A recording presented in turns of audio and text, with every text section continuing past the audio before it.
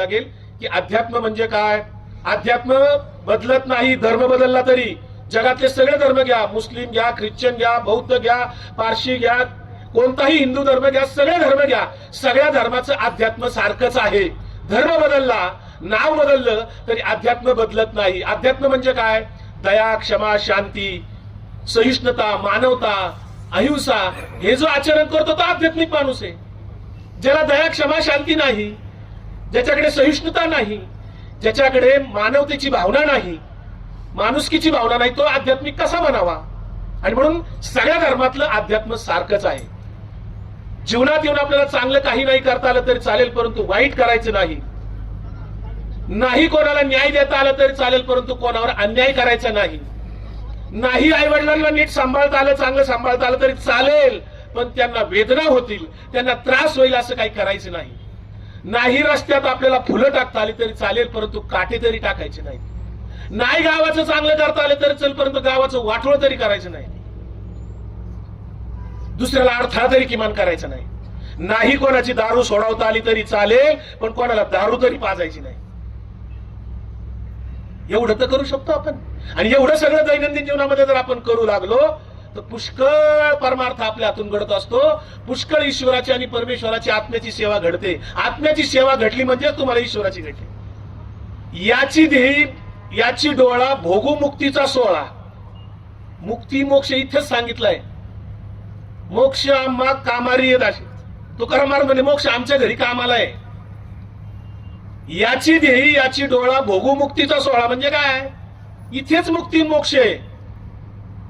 जर आपल्या कुटुंबामध्ये किती मोठा बंगला असला, किती गाडी घोडे, साड्या, 10-10 हजाराची एक साड्या घरात असल्या कपाटात,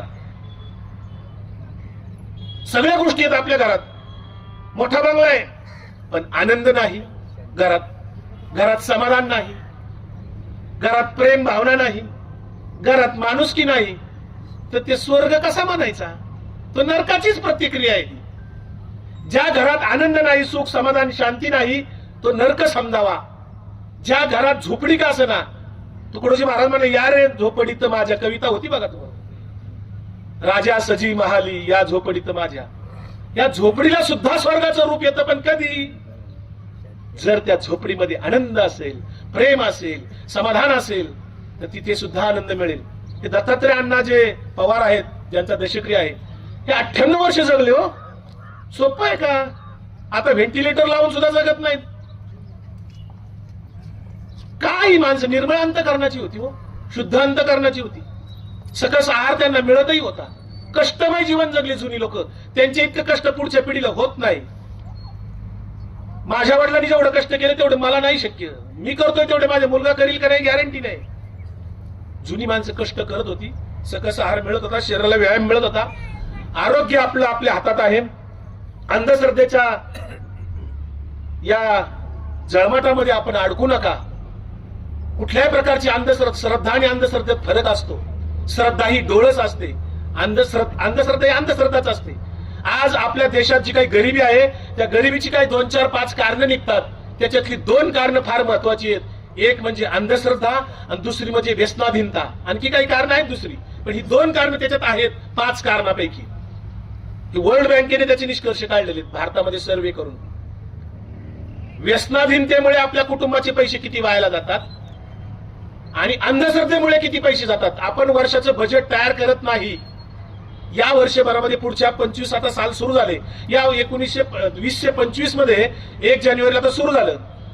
माझ्याकडे येणार किती आहेत या वर्षभरात पैसे, मी त्याची विल्हेवाट कशी लावणार आहे, याचा ताळतंत्र ताळेबंद आपण केलेला नसतो. किंवा बजेट अर्थसंकल्प जसा सरकारचा येतो तसं आपण केलेलं नसतं. त्यामुळे आपले पैसे कसेही जातात, कुठेही जातात, कधीही जातात. अजिबात अवमेळच सगळा बहुजन समाजाचा. त्यामुळे आर्थिक नियोजन करणं कुटुंबाचं, अनाठाई पैसा व्यसनाधीनतेच्या पायी किंवा अंधश्रद्धेच्या पायी आपला गेला नाही पाहिजे, याची काळजी आपण घेतली पाहिजे. देव आपल्या जवळच आहे. स्त्री पुरुष समानता आहे. घरातल्या स्त्रियांचा सन्मान करणं म्हणजे देवाची सेवा आहे. संत जनाबाई म्हणल्या होत्या, डोईचा पदर खांद्यावरी भरल्या बाजारी जाईन मी. नामदेव महाराज जेव्हा भारत भ्रमण करत होते, पंजाब पर्यंत गेले होते, वारकरी संप्रदायाचा प्रचार, जनाबाईंनी हा वारकरी संप्रदाय सांभाळलेला आहे. आताचे काही महाराज मंडळ म्हणतात महिलांना कीर्तनात टाळ घेण्याचा अधिकार नाही, महिलांना या गादीवर कीर्तन करण्याचा अधिकार नाही, महिलांना अमके अधिकार नाहीत, पायाची वानं पाये भरली असं म्हणतात डायरेक्ट. हो, स्त्रीला शूद्र मानलं ते कोणी मानलं? मी जे मागाशी सांगत होतो स्मार्ट सनातन धर्म जो मनुस्मृतीवर प्रतिपादित केलेला आहे त्या मनुस्मृतीने सांगितलं स्त्री ही शूद्र आहे, स्त्रियांना शूद्र मानलं आणि म्हणून आम्ही म्हणायला लागलो स्त्री शूद्र असते. सरकारला कायदा करावा लागला, उद्या प्रजासत्ताक संविधान आहे त्या घटनेला कायदा बनवा लागला की स्त्री पुरुष समान आहेत, लिंगभेद करता येणार नाही, कुठल्याही प्रकारचा भेदभाव करता येणार नाही. आमचे तुकाराम महाराज म्हणाले विष्णुमय जग वैष्णवांचा धर्म, भेदाभेद भ्रम अमंगळ. हे जग विष्णुमय आहे, कुठल्याही प्रकारचा भेदाभेद करणं हे अमंगळ आहे. आम्ही जाती जातीत भेद करतो, धर्माधर्मात भेद करतो, स्त्री पुरुष भेद करतो, वेगवेगळ्या प्रकारचा भेद करतो. छत्रपती संभाजी महाराजांच्या या जन्मभूमीत आपण आहोत. छत्रपती शिवाजी महाराजांचा हा महाराष्ट्र, याच्यामध्ये शिवाजी महाराजांना साथ देणारे 18 पगड जातीचे लोक होते. हो,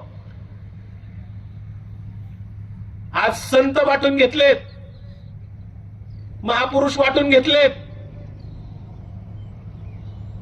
नाभिकाच्या दुकानात गेलं सलून मध्ये, संत सेना महाराजांचा फोटो आपल्याला तिथंच दिसतो. फक्त गोराबा काकांचा फोटो कुठं दिसतो? सावता माळ्याचा फोटो कुठं दिसतो? सावतोबा. संत वाटून घेतले हो सगळे. संत रोहिदास एक संत शिल्लक ठेवला नाही. 34 संत आहेत आपल्या संतांमध्ये, मुस्लिम सुद्धा संत आहेत. श्रीगोंद्याला समाधी ज्यांची, संत शेख मोहम्मद महाराज. बऱ्याच वारकऱ्यांना ते माहित नाही. आपल्या पंढरपूरच्या वारीमध्ये वारकऱ्यांच्या मध्ये मुस्लिम असतात.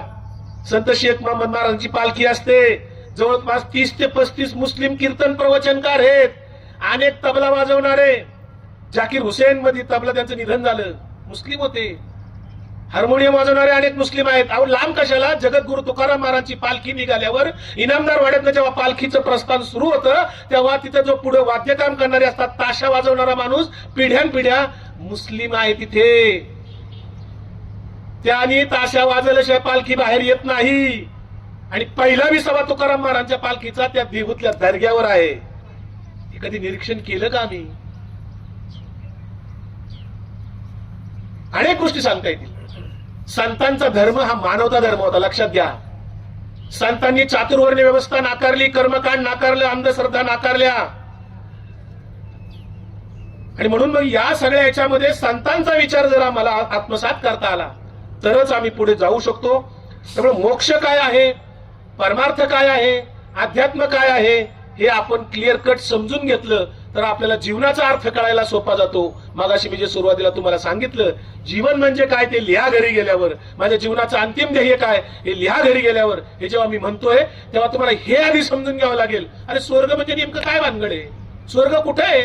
माझ्या कुटुंबाचं जर आनंदी जीवन शांत समाधानाने राहिलं, प्रगतीपथावर असेल, माझ्या कुटुंबात शांती समाधान आनंद नसेल तर माझ्या कुटुंबात स्वर्ग नाहीये. 4 मजली बांगला काय, 2 कोटीचा 5 कोटीचा बांधला काय, काही नाही त्यांनी फरक पडत. शांती पाहिजे, समाधान पाहिजे. ते कशाने मिळेल? आम्हाला प्रॉपर्टीची हाव आहे. पुन्हा गांधी इथे येतात.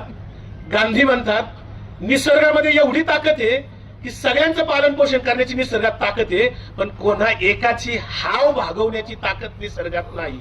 आपली गरज वेगळी आणि आपली हाव वेगळी. आणि म्हणून इहलोकीच्या व्यवहारे महाराज मी घेतलेल्या अभंगात म्हणतात, इहलोकीच्या व्यवहारे नये डोळे धुरे भरून राहू. डोळ्यात धूर गेल्यासारखं राहू नका. माझ्या जीवनाच्या गरजा किती आहेत? मला किती साड्या लागतील मरेपर्यंत? मला किती कपडे लागतील? मला केवढं घर लागेल? मला कोणती गाडी लागेल? एकदा त्या गरजा पूर्ण करा, यादी करा एकदा गरजांची. मला हे पाहिजे, ते पाहिजे, ते पाहिजे. 1 ते 35 यादी झाली समजा. 1 ते 35 गोष्टी मिळवल्या आपण सगळ्या समजा. पुन्हा 36वी गोष्ट शेवटच्या काळात कसं काय येईल? पुन्हा मरताना नाही यायला पाहिजे.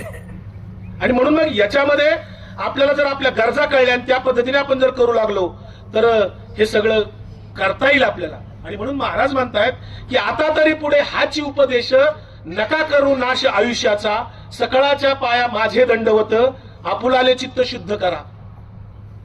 दंडवत हे महाराज म्हणले की आपलं चित्त शुद्ध ठेवा, शुद्ध अंतकरण ठेवा. हाच उपदेश, हाची इतकं जोर देऊन सांगतायत. आमच्या हे बघा, ज्याच्या पोटात पोटात काळ आहे त्यांनी माळ घालू नये असं एका अर्थाचा अभंग आहे.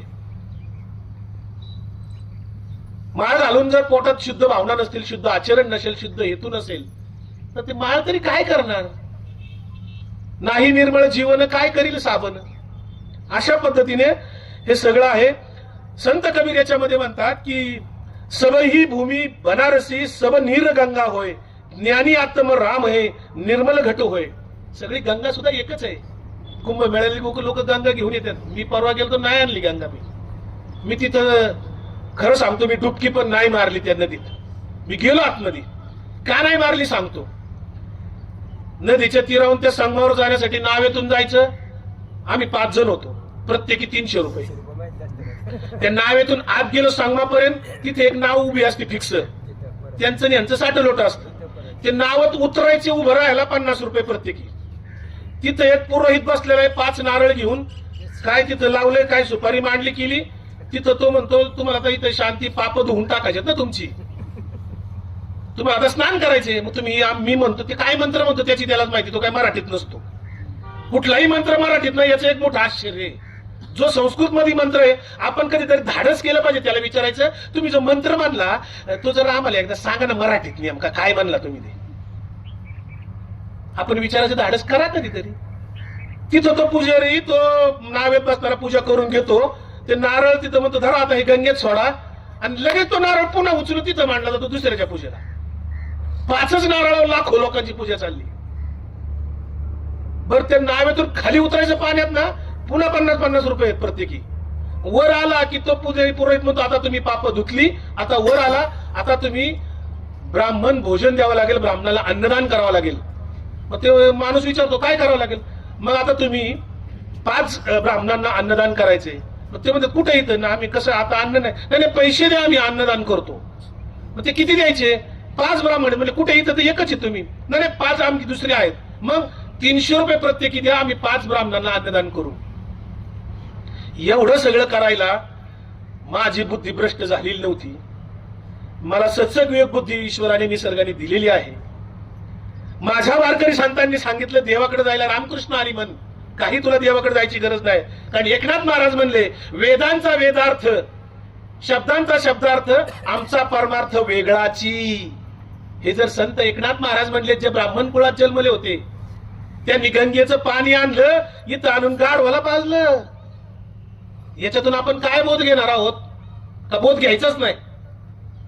ते गाढव विवळत पडलं होतं, ऊन लागत होतं, प्रचंड तहानलेलं होतं, गंगेहून पाणी आणले काशीवरून, ती ताणून गाढवाला पाजले त्यांनी.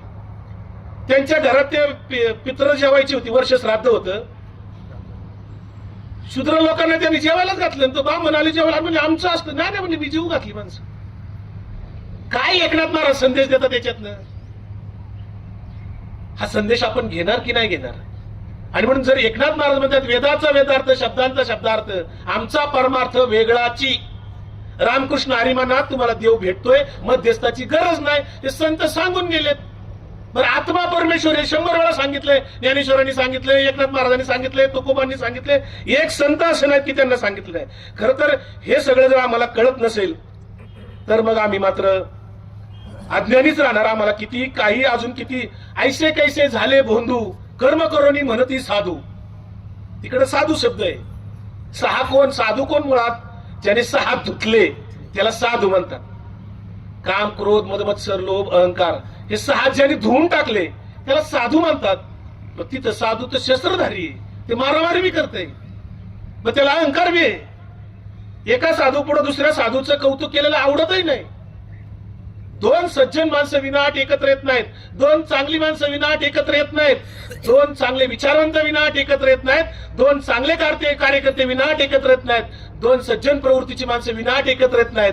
पण 2 दारुडे विनाट एकत्र येतात. ओळख असू नसू दारूच्या धंद्यावर ते म्हणतो काय रे 10 रुपये पैसे हे झल माहिती यार दीपे.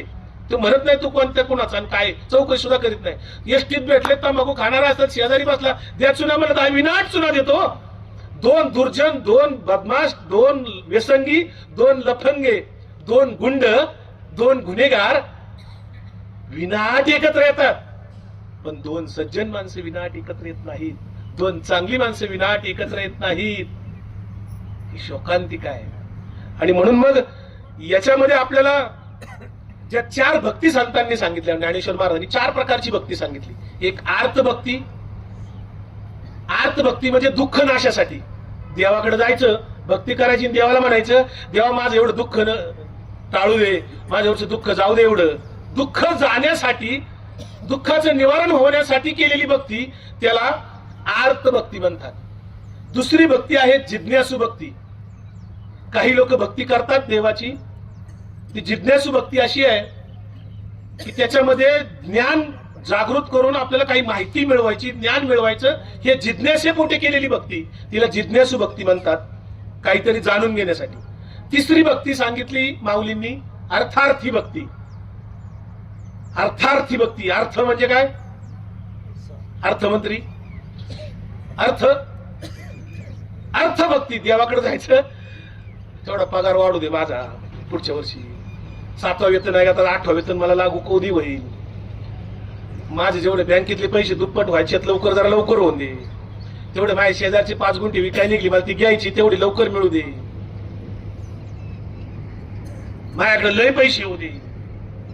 पैशाशी, प्रॉपर्टी, संपत्तीशी संबंधित मागणी करणारी भक्ती, त्याला अर्थार्थी भक्ती म्हणतात. आणि शेवटची भक्ती माऊलींनी सांगितली ती ज्ञानी भक्ती आहे.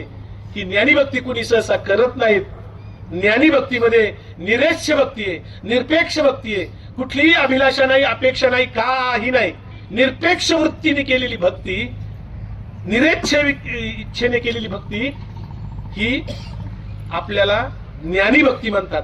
आपण स्वतःला प्रश्न विचारा, मी जर देवाची भक्ती करत असेल तर या 4 भक्तीपैकी मी कोणती भक्ती करतो?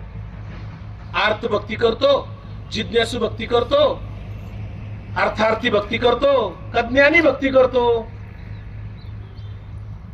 ही भक्ती आम्ही कोणती करतो हे जर आम्हाला कळलं नसेल तर आम्ही पुन्हा त्याच्यात राहू, कर्मकांडात अडकायचं नाही. आता माऊली म्हणाले, जरी मंत्र्याची वैरी मरे तरी वायाची का बांधावी कटारे. माऊलींनी सांगितले, जर मंत्र्यांनी जर पुढचा वैरी मारणार असेल तर मग तिथे मिलिटरी तरी ठेवायची काय गरज आहे बॉर्डरवर, मंत्र टाकायचं आहे. परवा आग लागली कुंभमेळ्यामध्ये, लागली होती ना, बघितली ना व्हिडिओ, काहीतरी 28 का किती तंबू जाळले. एखादा तिथला मंत्र मानणारा का नाही तिथं आला पटकन, काहीतरी ते असं फू फा फू काहीतरी करायचं होतं ना त्यांनी, एकही नाही तिथं आला.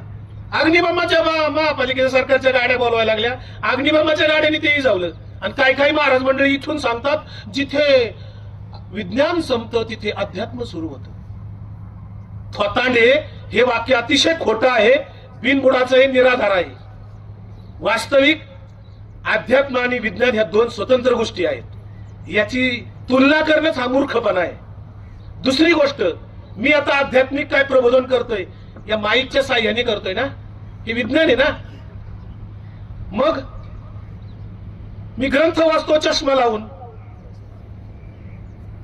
विज्ञानच ना.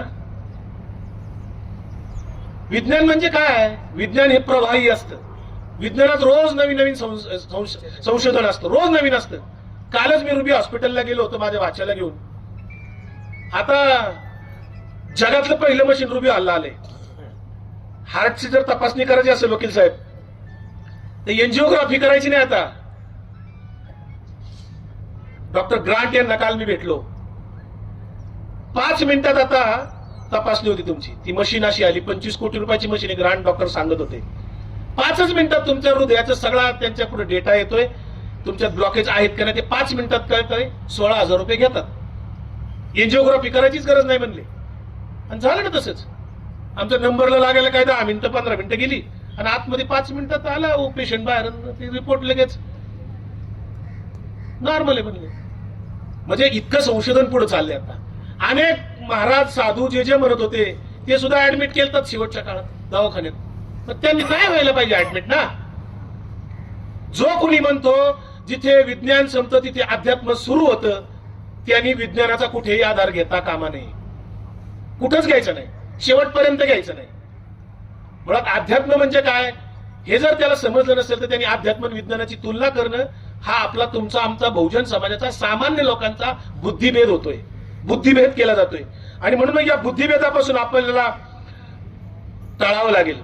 म्हणून माऊली म्हणतात, आपलं तुकाराम महाराज म्हणतात, आलिया संसारा उठा वेग करा, शरण जाऊ दारा पांडुरंगा, देह हे काळाचे धन कुबेराचे, तेथे मनुष्याचे काय आहे. कुणाचे आपलं काय नाही, ते सगळं जागेवर राहणार, सगळं ठेवून जाणार आहे. मनुष्य किती जागला यापेक्षा तो कसा जागला याला महत्व आहे. किती जागला याला काहीच महत्व नाही. आमच्याकडे जे महापुरुष होऊन गेले त्यांचं सर्वांचं अल्पकाळ आयुष्य होतं. जगद्गुरु तुकाराम महाराजांचं आयुष्य किती होतं? 42 वर्ष. छत्रपती शिवाजी महाराजांचं आयुष्य किती? संभाजीराजांचं आयुष्य किती? स्वामी विवेकानंदांचं आयुष्य किती? संत श्रेष्ठ ज्ञानेश्वर महाराजांनी 16व्या वर्षी ज्ञानेश्वरी लिहिली, 21व्या वर्षी समाधी घेतली. भगतसिंग सुखदेव राजगुरू देशासाठी फासावर गेले, वय वर्ष 21, 22, 23.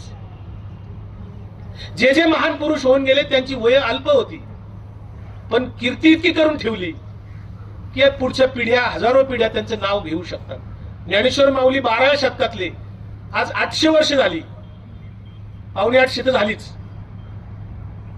पण अजूनही माऊलींचं नाव निघतंय, जगभर निघतंय, संशोधन चालू आहे. जगद्गुरु तुकाराम महाराजांना 400 वर्ष होत आली, नाव निघतंय. कोण पुसणार नाव आहे? त्रास देणाऱ्यांची नावं राहिली नाहीत. संतांना छळणाऱ्या, संतांचा अवमान करणाऱ्या, संतांना त्रास देणाऱ्या कोणाचंही नाव राहिलेलं नाही. सत्कर्म करणाऱ्यांचं, जगाच्या कल्याणा संतांच्या विभूती असं ते म्हणतात. त्यामुळं महाराज म्हणतात, मन राम है तन में श्याम है, मेरे दिल में मेरे भगवान है, असं संत कबीर म्हणतात. आपल्यातच राम आहे. राम अयोध्येला नाही, प्रत्येक गावात मंदिर आहे तिथेही नाही. राम कुठे?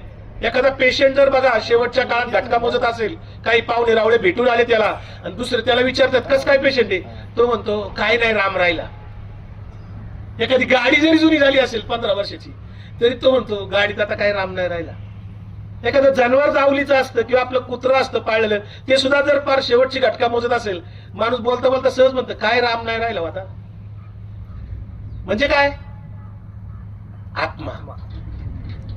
आत्मा आता शेवटची घटका मोजते असा त्याचा अर्थ आहे. राम आमच्यातच आहे, पण आम्हाला तो दिसला नाही. आम्ही राम शोधण्याचा प्रयत्न केला नाही. दुर्दैवानं तीर्थक्षेत्र ही पर्यटन स्थळ बनलीत बघा. ज्या गाड्या भरून जातात, सगळेजण जातात वेगवेगळ्या देवांना, हे पर्यटनाला जातात का देवाला जातो तो?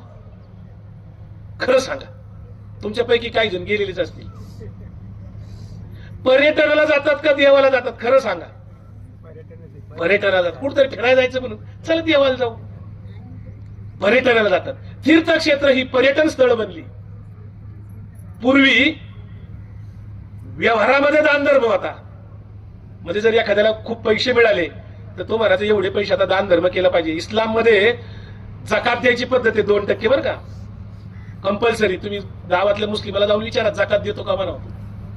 100 रुपये कमावले तर 2 रुपये त्यांनी कुणाला तरी दान धर्म करायचा आहे, कंपल्सरी आहे. इस्लामचा अर्थ म्हणजे शांती. खरं तर जगातल्या सगळ्या धर्मांनी मानवता सांगितलेली आहे. दया, क्षमा, शांती, सहिष्णुता सगळ्या धर्मांनी सांगितली. सगळ्या धर्माचं मागाशी मी म्हटल्याप्रमाणे अध्यात्म बदलत नाही. नावं बदलली, देवाची नावं बदलली. म्हणजे ईश्वर अल्लाह तेरो नाम सबको संमती दे भगवान. साईबाबाला लोक जातात, साईबाबाचे तिथलं आता पुसून टाकलं गेलं 10-12 वर्षात नाव. तिथे बघा कुठले बोर्ड असायचे, पहिले असायचे सबका मालिक एक.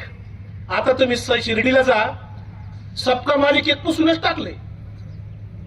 तिथं पूर्वी हिंदू मुस्लिम दोघं यायचे. आता संत साईबाबा शेवटपर्यंत कळलं नाही ते मुस्लिम होते का हिंदू होते. संत कबीर सुद्धा काशीला अनेक लोक जातात. काशी हे संत कबीरांचं जन्म ठिकाण. मी आता परवा गेलतो मागच्या आठवड्यात, तेव्हा काशी विश्वनाथाचं दर्शन घेतल्यानंतर मी तिथं चौकशी केली पहिली. म्हणलं संत कबीरांचं जन्म ठिकाणी तर कुठे मठ? बऱ्याच लोकांना तिथं सांगताय ना, हो माहित नसतो. मग याकडे आम्हाला सांगितलं इथून 3-4 किलोमीटर बाहेर. मग रिक्षा केली आम्ही आणि संत कबीराच्या मठावर गेलो आम्ही. जे जन्मगाव आहे, जन्म ठिकाण आहे संत कबीरांचं, तिथे मात्र गर्दी नव्हती. तिथे गर्दी नव्हतीच. म्हणजे आम्हाला संतांचा विचार, आम्ही म्हणतो घरात ज्ञानोबा तुकोबाचं नाव घेतो, उठता बसता नाव घेतो, वारीला जातो, पण संतांचे विचार आम्ही घेतच नाही. तुकाराम महाराज म्हणले 900 कन्या पुत्र होती तो का करणे लागे पती. आणि मध्ये माधल्या काही काळात बघा लोक पोरं होत नाही काय काय म्हणून गुजरातला जातात. गाड्या करू जात होती. काही देवाला जातात, मुलगा होत नाही ते तिकडं आमका आमका बाबा आहे म्हणले. इतके बाबा आणि बुवा सध्या झाल्यात महाराष्ट्रात आणि या भारतामध्ये, स्वयंघोषित आहेत बाबा बुवा. ते अतिशय श्रीमंत आहेत बरं का. त्यातले काय काय जेलमध्ये तो वाघ सोडून द्या. प्रचंड प्रॉपर्टी आहे महाराज लोकांच्याकडं. इतके बाबा बुवा झाल्यात, प्रचंड प्रॉपर्टी. ते सांगतात 10 मुलांना आता जन्म द्या. यांनी लग्न केलेलं नाही, पण 10 मुलांना जन्म द्यायची म्हणजे बायकोची परवानगी घ्यायला पाहिजे ना. ती काय मशीन आहे का? आणि सरळ सांगतात धर्म धोक्यात आलाय आणि आता 10 मुलांना जन्म द्या, 4 मुलांना जन्म द्या, संख्या वाढवा. हे प्रवचनातनं आणि कीर्तनातनं अनेक महाराज लोक सांगायला लागले. कुठून पैसा येतो यांच्याकडं? आणि अनेक सुशिक्षित लोक 4 व्हीलर गाड्या घेऊन, सर्वसामान्य लोक या मोठ्या बाबा बाबांकडे जात नाही बरं का. मला त्यांची नावं नाही घ्यायची, तुमच्या लक्षात आले. लाखोंचा जनसमुदाय, सत्संग सोहळा, दर्शन सोहळा, काही शंका समाधान निवारण. तुम्ही माझी भक्ती करा, मी तुम्हाला स्थैर्य देईन. असे अनेक महंत बुवा बाबा या देशात आहेत. तिथं गर्दी करणारे कोण आहेत? जे स्वतःला सुशिक्षित समजतात, जे स्वतःला उच्च शिक्षित समजतात, ते तिथे जाऊन बसतात मनशांतीसाठी. मनशांती खर तर नामस्मरण, नाम आणि स्मरण. रामकृष्ण हरी नाम घ्यायचंय आणि शांतपणे स्मरण करायचंय. आत्मा आपला एकाग्र करण्याचा प्रयत्न करायचा आहे. सकाळी 10 मिनिटं आपण जर शांत चित्ताने एकाग्र होऊन नामस्मरण केलं, संध्याकाळी झोपताना आपण नामस्मरण केलं एक चित्त होऊन, तर आपलं आत्मपरीक्षण आत्मनिरीक्षण होतं आणि आपण आपोआप तिकडे जातो. त्यामुळे मी मागाशी सांगत होतो की पूर्वी व्यवहारामध्ये दान धर्म होता, आता उलट झाले. आता दान धर्मामध्ये व्यवहार आहे. आता मी सप्त्याला वर्गणी देईल, पण माझं नाव तिथं छापणार आहे का? मी इलेक्शनला उभा राहिलो, मला मतदान करणार आहे का वारकरी? मी भजनी मंडळाचं साहित्य देईल तुम्हाला, पण मला इलेक्शनला ध्यानात ठेवा.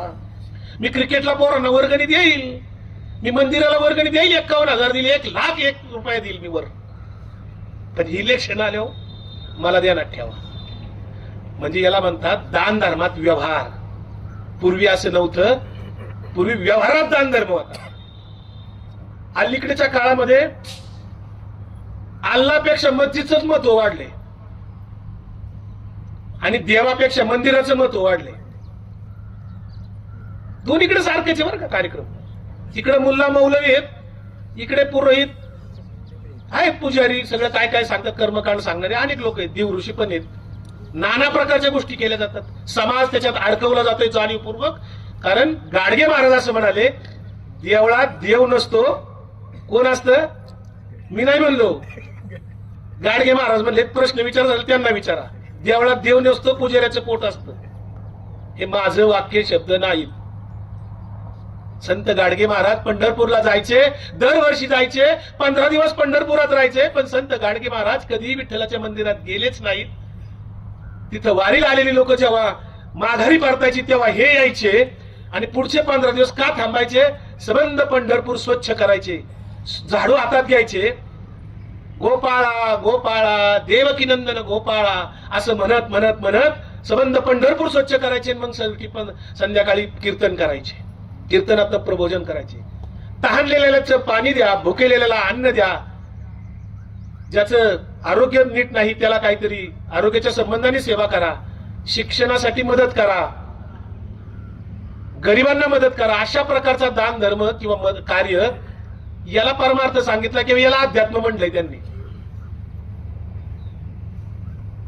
अलीकडच्या लोक काही म्हणतात की जो देव मानत नाही तो नास्तिक आहे, असे काही काही कीर्तनातनं प्रवचनातनं सांगत असतात. हल्ली विनोदाचार्य असं नाव लावायला लागले. कीर्तन प्रवचन विनोद करण्याचं ठिकाणे, जोक करण्याचं ठिकाणे. हा काय ऑर्केस्ट्रा आहे? खुशाल कीर्तनात आता वेगळा पेहराव करून येतात. जो जास्ती पैसे घेईल तो मोठा महाराज. मला इथं आज जी प्रवचन सेवारूपी मिळाली ते धनंजय पवार, त्यांच्या वडिलांच्या वेळेस मी इथे आलो होतो. त्यांनी मला सांगितलं की इथे तुमचं प्रवचन हो अशी इच्छा व्यक्त केली गेली. तर ते मला विचारतात पाकिट किती, हळूच विचारलं त्यांनी. मी म्हणलं माझा काय व्यवसाय नाही. संतांचं साहित्य जगापर्यंत पोहोचवणं, नाचू कीर्तनाचे रंगी ज्ञानदीप लावो जगी, बुडती हे जन न देखेवे डोळा, म्हणून मी ही सेवा करतोय. मला काय द्या नका देऊ, माझा काही हट्ट नाही, आग्रह नाही. दिलं नाही दिलं मला काही त्यांनी फरक पडत नाही. माझा तो व्यवसाय नाही, त्यांची चूक नाहीये. वारकरी संप्रदायामध्ये अनेक महाराजांनी हा स्वतःचा व्यवसाय बनवला, अक्षरशः व्यवसाय बनवला. जो 50,000 घेईल तो फार मोठा महाराज. अहो 50,000 फी आहे त्यांची. सुपारी पण आता म्हणायला काय हरकत नाही. काय कारण काय काय महाराज आता ऍडव्हान्स घ्यायला लागली सुपारी नाही का. इसार गावची यात्रा ठरताना तमाशावाली इसार घेतात ना, हा घेतात का नाही. इसार तमाशावाली इसार घेतात. आता कीर्तनकार सुद्धा इसार घ्यायला लागली. उक्त सप्त जे कथा सांगणारे लोक आहेत ना, भागवत कथा रामकथा सांगतात बघा. बघा सुपारी पवारवाडीला परवडती का बघा.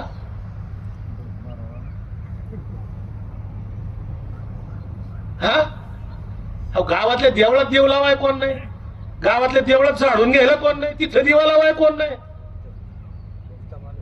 गाव स्वच्छ ठेवायला कोण नाही, तिथं पगारी माणूस ठेवायचा. ठेवला की आम्ही माणूस. ही जर अवस्था आमची असेल तर आम्ही किती ढोंगी आहोत, किती नाटकी आहोत आम्ही, हे आमच्या आत्मपरीक्षेत आम्हाला उत्तर यायला पाहिजे. आणि म्हणून ह्या सगळ्या याच्यामध्ये किती मला सांगा झालं का. त्यामुळे मी जो काय अभंग घेतला सेवेला, याच्या अनुषंगाने मी हे निरूपण करण्याचा प्रयत्न केला. वारकरी संप्रदायाचं तत्वज्ञान, संतांचे विचार मी तुमच्या पुढे नम्रपणाने सांगण्याचा केला. हे सगळं जे काय मी तुमच्या पुढे मांडले हे सगळे संतांचे विचार होते. मी फक्त निमित्त मात्र आहे. मी पोस्टमन होतो, मी भार वाहणारा हमाल होतो, एवढंच मला नम्रपणाने सांगायचं आहे. या निरूपणाच्या मध्ये जर कोणाच्या वैयक्तिक भावना दुखावल्या गेल्या असतील चुकून कदाचित, तर त्या राग मानू नका. त्या भावना दुखावण्या कोणाचा माझा उद्देश नव्हता. धर्म म्हणजे कर्तव्य, धर्म म्हणजे शेतकऱ्याचा धर्म शेती धर्म असतो, मुलांचा धर्म आई वडिलांची सेवा करणं हा धर्म असतो. धर्म म्हणजे कर्तव्य अर्थाने आहे. धर्म ही वैयक्तिक बाब आहे, खाजगी बाब आहे, आपल्या वैयक्तिक जीवनात आचरण करण्याची बाब आहे. धर्म ही प्रदर्शन करण्याची बाब नाही, धर्म ही दाखवण्याची बाब नाही, धर्म ही संघटन करण्याची बाब नाही. कुठल्याही जाती धर्माचा द्वेष करायचा नाही, हाच संतांचा विचार आहे. मानवतेचा विचार संतांनी दिला, प्रामाणिकतेचा विचार दिला, शुद्ध अंतःकरण ठेवण्याचा विचार दिला, आत्मा परमेश्वर मानलं, मोक्ष इथेच आहे. इहलोकीच्या जीवनामध्ये आपण विचार करूनच जीवन जगायचे, सात्विक जीवन जगायचे. किती वाऱ्या करतो काय करतो याला काही महत्व नाही. पुन्हा एकदा सांगतो की व्यसनी लोकांना आपण व्यसनाला आधार देऊ नका, दारू पिणाऱ्याला दारू पाजू नका. नाही सोडवता आली तर मी पुन्हा अधोरेखित करून सांगतो, तंबाखू खाणाऱ्याला तंबाखू देऊ नका, गुटखा खाणाऱ्याला गुटखा देऊ नका, भ्रष्टाचारी माणसाला साथ देऊ नका. सत्याच्या पाठीशी उभं राहणं हाच संतांचा खरा अर्थ ठरेल. आणि म्हणून जे वारकरी संप्रदायातले या गावातले ज्येष्ठ नागरिक होते, दत्तात्रय अण्णा पवार यांच्या जाण्यामुळं त्यांच्या कुटुंबियांना दुःख होणं स्वाभाविक आहे. वृद्धापकाळाने जरी ते गेले असले तरी पण घरातली एक छत्री असते, एक आधार असतो, कुणीतरी आहे म्हणायला एक ते फार मोठं खोड असतं. या गावातलं जुनं जाणतं व्यक्तिमत्व अखंड आयुष्यभर त्यांनी वारकरी संप्रदायाची सेवा केली. हरिभक्तीपरायण होते. त्यांच्या पाठीमागे